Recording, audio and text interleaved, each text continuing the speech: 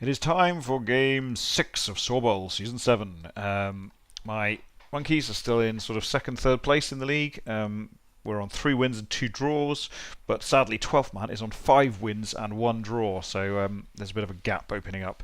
Yeah, second place, I can't remember if I'm second or third, but basically we're both on only 3 wins and then the rest draws, so there's a bit of a gap, which is sad, and we're going to have to rely on some people to start beating him. Hopefully his Khemri will start imploding at some point, but Khemri are a bit of a slow starting team rather than a slow team once they're developed. So, it's not looking good, but we'll see how we go. So now I'm playing against Jip and his Bretonnians. So he's got dodge, guard, and dodge. I thought there was another dodger. Yes, there was. He's got a strength 2 wrestler who he failed to fire before playing this game. What have I got? I've got a nugget orangutan who's always called the librarian.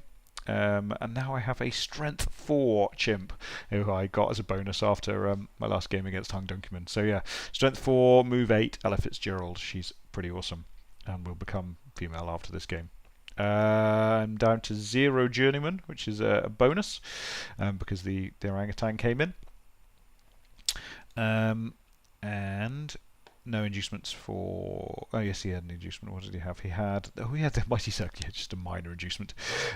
Just the big fella. So yes, I chose to kick. Tend to, control the game and all that. He picks on my guys, which is reasonable. And as is standard, a monkey leaves the pitch straight away. So that's the niggler. King goes down. So I'm picking on these guys here. I've got my wrestle and tackle in there, so that dodge, don't care, whatever, and a guard in there as well to make life difficult for them. He's moved over the top. I'm not too worried about that. My guys are pretty quick. Even the big guys are move 5, so that's not bad, and the rest can sort of trundle their way across the pitch fairly quickly. So as soon as there's something like this that's happening, I tend to start thinking about whether there's a blitz possible on the ball carrier. But this guard makes that more difficult, basically. So I could in theory remove this guy, and then that opens up a channel here to hit the ball carrier. But I think I'd only be able to get 1 dice at best. And also he makes life more difficult because his blitzers dodge out. But he did use a team reroll, so that's good, burning those rerolls nice and early. But then he manages to dodge away on the tackle on that one as well. And then he used dodge on the second one. So mildly inconvenient. So yeah, let's see if I can remember if I go for this. Has that one got guard? Yeah, he has. So I managed to push the gorilla free and also into range to make himself awkward. So let's see what happens there. So I'm just marking up the blitzer. Put the guarder in there. Oh, I didn't go for it in the end. Just tagged the ball carrier. I can't remember. Oh, I can't remember who I blitzed. Whatever.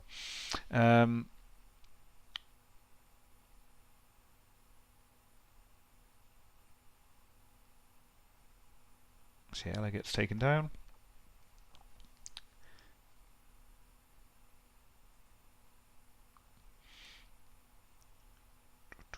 Right, so what am I doing here? I'm just consolidating still.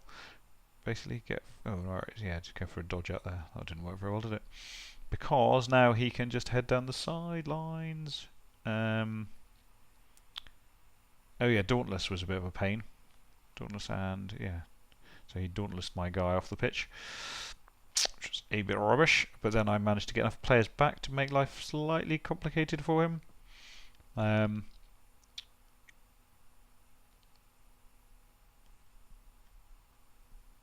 And force him into the foul, which fails. Foul. And then at this point I have to make a choice, so I can reach, because this guy's got move 8 and strength 4, I can actually just come around here and blitz the ball carrier. The other option is to dodge out and then have that tackle advantage as well. But I thought actually it'd be better to have this guy in to scoop the ball up if the thing worked. So I'm doing 2 dice, and both down is good and pow is good. So I just went for that one and then kept the other one in reserve. Get them both down, and so the ball is scattered loose, and then dodge out to go and get it, which worked with a reroll.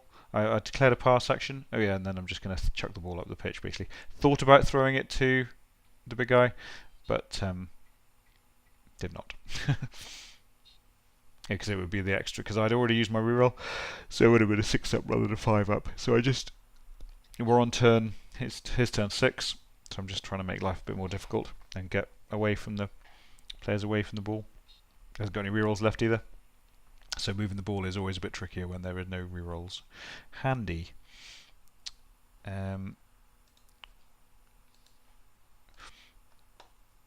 So what happens? So he doesn't get the ball, and the ball's quite a nice scatter for me there. I had to use a reroll straight away, which is a bit of a blow. Yeah. So I was bringing that guy in, but I'm not sure I necessarily needed to do that. It was just sort of nice to have. Free up using a bit of grab to get the player off the pitch, as it turns out.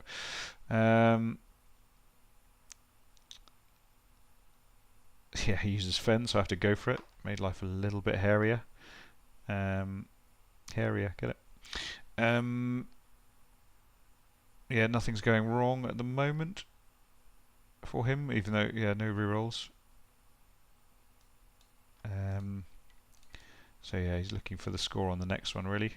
But failed to pick up with the Bretonnian lineman, our agility 2, which is always a bit of a blow.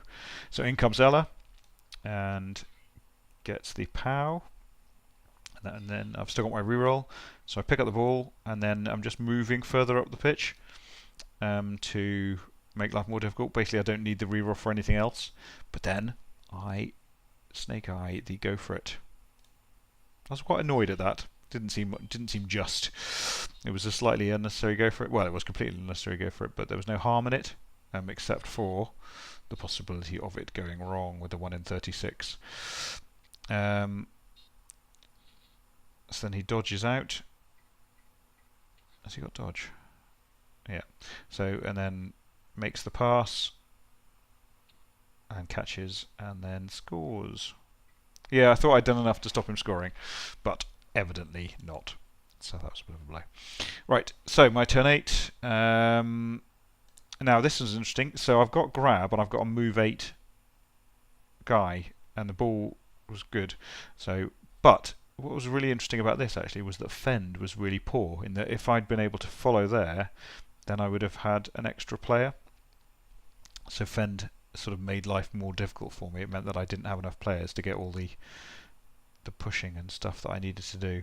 Needed to leave a gap there, and so this guy needed to be here. So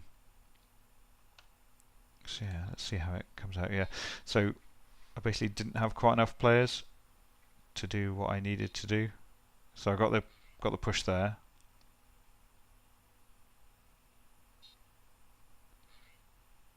And then a push there, and then basically I needed one more player, so he could have got rid of him. He could have come around here to block up there. He could have gone in here and then done the handoff, and then I needed someone just to blitz this guy. Obviously, massive load of dodges afterwards, but it's annoying when you're one player short, and it's more annoying it's because of fend. So fender gets grab, yeah. All these new skills from 2010 or 8 or something like that. So made a pass and then ran in a circle, obviously. Right, second half. So it basically draws no good to me at this stage. Need to catch up with the winners, so I needed to score quickly was my plan and go for the win. And yeah, so picked up the ball with the orangutan, and they've got strong arms, so they're passing on 2s. So plan is throw it down to here and then quick pass on 2+ to the chimp down there. So I'm just making a thing here that works, and then run down there. but he can get enough players in the way to make life difficult, unfortunately. So I have to go backwards and not score quite as quickly as I'd like to.